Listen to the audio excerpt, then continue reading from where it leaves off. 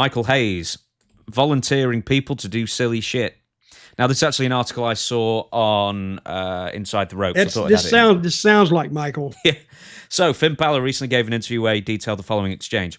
When I was in my first run in NXT in a cage match against Samoa Joe, they wanted me to jump off the top of the cage and do the foot stomp, and I said, no, like Edge did, in that other pay-per-view recently, and he basically did a foot stomp and broke his tibia. And I said, no. And this is Michael Hayes. He's like the main producer. He's like, what do you mean you don't want to do your finish off the top of the cage? And I said, well, A, I might get hurt, and B, it's my finisher, and I'm losing the match, so why would I go off the cage? He goes, good point. Yeah. He's Michael Hayes. Shouldn't he be thinking about this instead of the talent he's teaching? Well, it should be.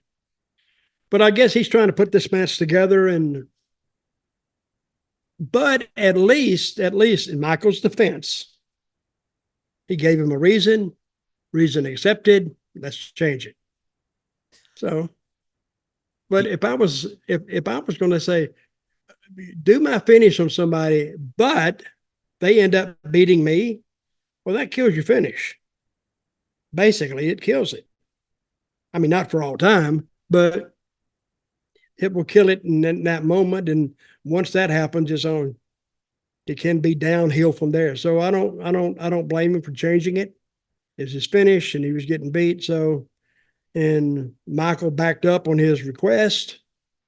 And now Michael wasn't the type for big ass moves. Michael's biggest moves was jumping over the top rope. Michael used to do a deal where he would come back in the ring and he's ready to go, and Babyface making a big comeback on him, take him outside and leave him laying. Babyface throws him back in the ring, and he's parading around in front. Then he jumps the top rope, hooks his foot, falls in, and the people just roar. And then the Babyface covers him. Oh, I've seen finishes like that. And it is a good finish, because in the moment, the people love it. Oh, you showed your ass out there, Michael, and ended up getting beat. Then he'd pitch a bitch, and he'd cry, and he'd moan, and he'd throw his hissy fit, and it was good. His after the pin work was sometimes better than the match itself. So, but he was good at it. I've heard this isn't the first time I've heard this with Michael Hayes. Like, I believe it might have been the Hardy Boys or Edge and Christian or whatever it was, or maybe all four of them. And he maybe booked a series of ladder matches on house shows, and he was volunteering them to do all these crazy things off the ladders. And other people you're going to get these guys killed. Yeah. But how come Michael Hayes, of all people, is the one trying to volunteer people to do incredibly dangerous stuff when he never did anything like that in his career? Because he watched it. He watched their matches, and he said, oh, that's good. And oh, that's good. That's good. I'm going to put it in here. So all he's got to do is put the moves in. The talent are the ones that say, no, I don't think I can do that there. Well, why not? Can't you do it there? He said, well, the first answer that Finn gave was the best one. I can get hurt. But these guys do moves today. I don't think you could do those moves. I'm gonna say back in the day, because we were working actively working every day for 30 days in a row. Your body's not made to work like that. You got to have some days, rest days. And you might go to, and I've had people say, well, he didn't do anything tonight. And so my first thing is that he's hurt. But you don't know what's hurt, but he does, the talent does. And they shy away from doing anything that could aggravate an injury or just the start of an injury.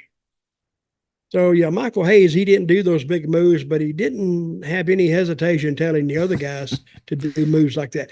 But he didn't make up the moves for them. They had done those moves before, and Michael had seen them. So, therefore, if you can do the move, you know how to do the move without getting hurt. I guess it was his reasoning.